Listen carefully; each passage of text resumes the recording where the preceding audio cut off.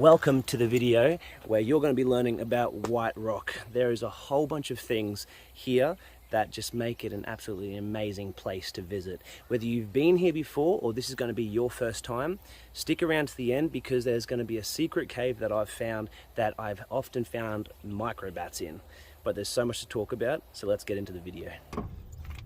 Now the first part of going on a hike, you need to gear up. And what I've got is my trusty vest. This thing is amazing. It's got so many pockets.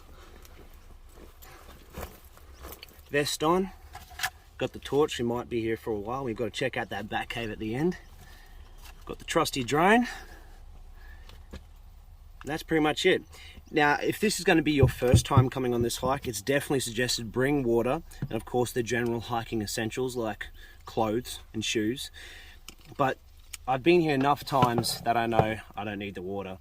I live in this area as well, so I've been here so many times and I love coming back. But let's get this adventure on the way.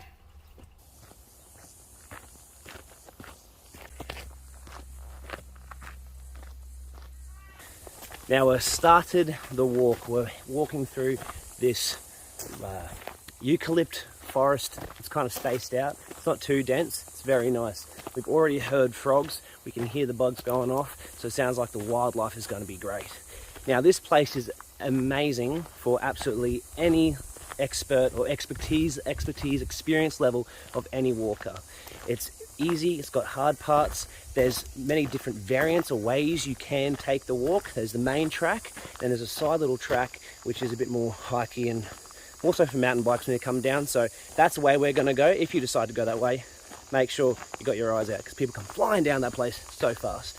But this place sparks intrigue and amazement at the history that this place has to hold. I suggest giving yourself 3 hours to be able to make the walk and enjoy the walk. I've run up this in 20 minutes, just over 20 minutes. So running, no problem.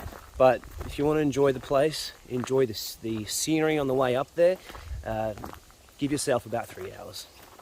One of the things I love about going for walks out in nature is listening to the sounds that nature creates. You can hear birds, cicadas, the flies flying around, and the different species that each sound is. I absolutely love it, and it's really good to get out and experience that. Now, just before we entered, I met some hikers that had just seen a tree snake off in the side of the bush. Unfortunately, can't see him, but there's stuff out and about. Okay, now we've hit another bend in the track. Following the main track, you then take a hard left, and then you take a hard right to go down the main flat sandy trail, which is where the horses usually go. So that's just down there. However, we're going the more fun and exciting route, the more twisty and turny, a nicer view also a lot sooner. When you go that way, instead of this way, come this way instead of that way. Instead of doing that, we're going to go straight ahead, and there's a right-hand turn off into the bush. There is a sign just at the turn, so you can't miss it. Okay, here's the sign. There's the track. That's where we were. No idea where that goes, but it goes somewhere. That's one day when I've got wheels instead of legs. Gonna go down there. But we're going this way, a fun way. Now, a bit of the historical background of White Rock. In the early 1800s, this place was heavily logged because one of the species of trees here is red cedar, and that was very useful for the growing suburbs for building the houses around here, Red Bank Plains and Goodna. Now, even though the place around White Rock was logged heavily, the immediate area around White Rock was still untouched because of the heavy vine presence. There were a lot of vines and the loggers couldn't actually access it easily. So thankfully, the White Rock, the main goal of where we're going, was largely untouched. And people in the surrounding areas would often visit it.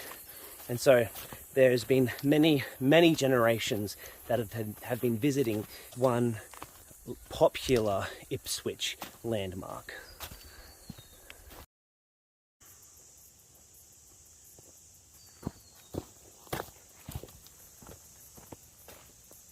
Now you might be wondering why the logging stopped. Well, in World War II and in the Vietnam War, the place surrounding White Rock was used as a training ground for the Australian and the American forces. Yeah, I keep thinking of hearing snakes.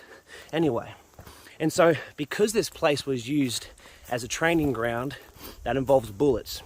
And so there was unexploded ordnances, IEDs, throughout the bushland. The trees are riddled with bullets and bullet fragments. So the loggers not only were unable to access the area, but they weren't able to log the trees because the trees had bullets in them. And so that's not exactly the greatest material to be using on houses and infrastructure for the Ipswich and surrounds. Also, around 1942, a bunch of gun emplacements were also put in the training grounds. And to this day, you can still find some of the remnants of those machine gun pits and rifle pits where they used to get down low and practice preparing themselves for the war ahead. Now this track that we're on is the mountain bike trail I was talking to you about. So it's a bit uppity, climby.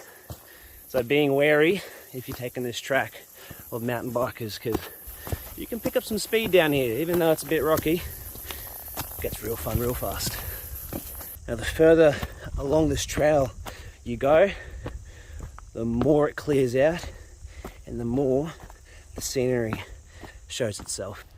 Walking through this top part of the mountain bike trail is a lot more sparse. We're on top of a ridge right now, so it drops down on that side and it drops down on this side here too. So it's a different sort of environment in comparison. If you keep an eye out and look for it, you'll see there is a difference in the flora, the plant life and trees. From the bottom of the hill to the top of the hill, it's a bit more sparse, but there's some really nice trees that have hollows in them. You would easily have a bunch of different mammals and reptiles living in them. Possums, goannas, gliders, feather-tailed gliders, a whole range of absolutely stunning wildlife.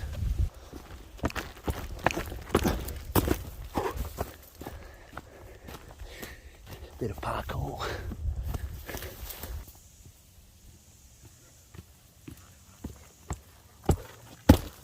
I'm making it somewhat to the top. White Rock's over there. I'm walking along a ridge right now. It's a bit of a drop. Pro tip, don't jump off the edge. Just walk normally. We're almost there.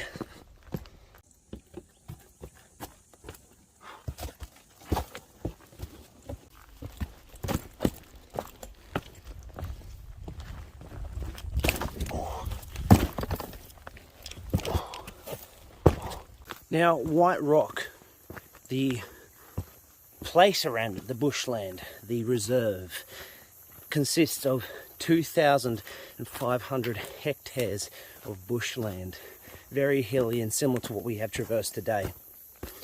Now, in this 2,500 hectares, there are over 600 species of plants, over 150 species of wildlife.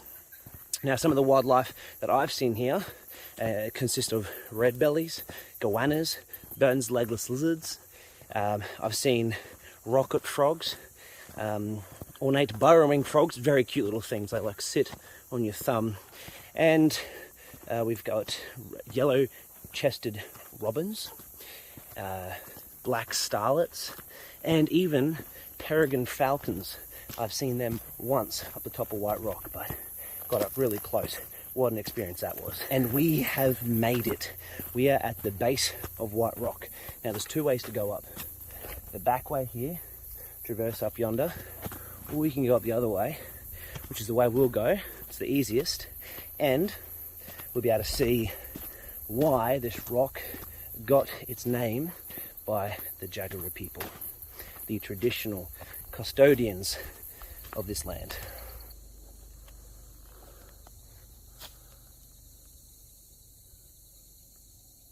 Now, I'm standing beside Right Rock right now. I'm going to turn the camera around and hopefully show you why the Jagera people in their native tongue have called this rock dingo or wild dog.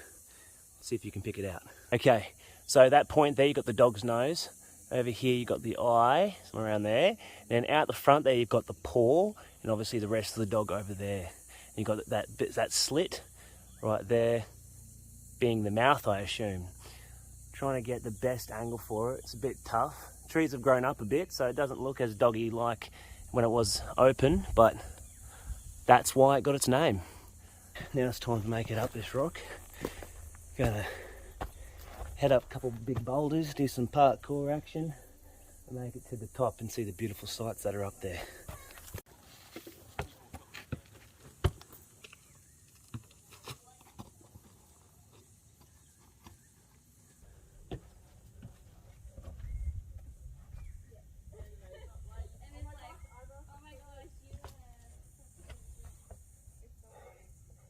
All right, made it to the top. Let's check this view out.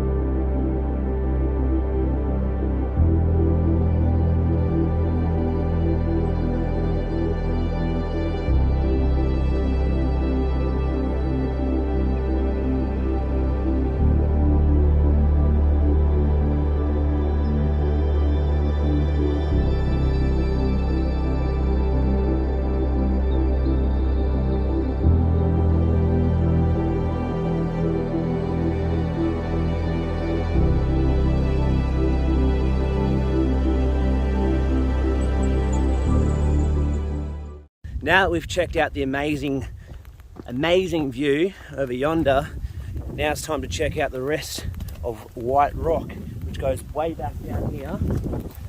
And this is the direction of where that cave is. And I've got a bit of a decline here, but that ain't gonna stop me.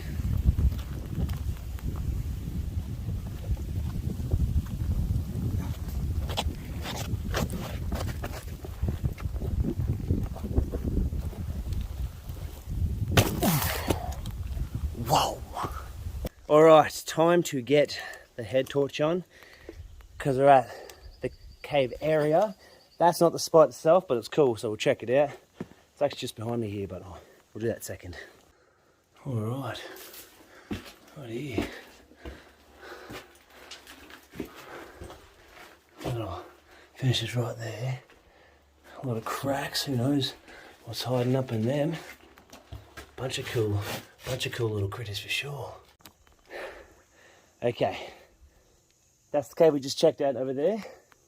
Now it's underneath here. You've got to get on your back, kind of crawl underneath.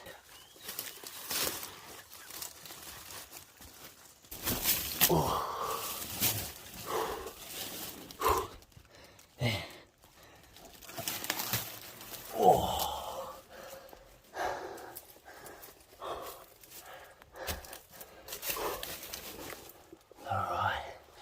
This is it. This is the spot.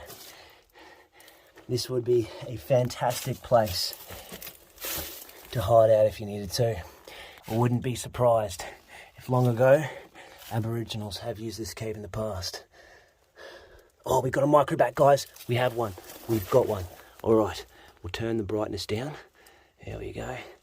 All right, there we go. Look at that. We got one. That just makes this cave climbing all the worth it. Absolutely amazing. Look how small it is in comparison to my hand. That's crazy. Absolutely crazy. Thanks for watching the video, guys. I hope you learnt something new. If you think there's something new I need to learn, let me know. Where's that bat? There he is. Up there, just don't want to get knocked out. Anyway, subscribe, and I hope to see you along for the next adventure, wherever that takes us. I'll see you there.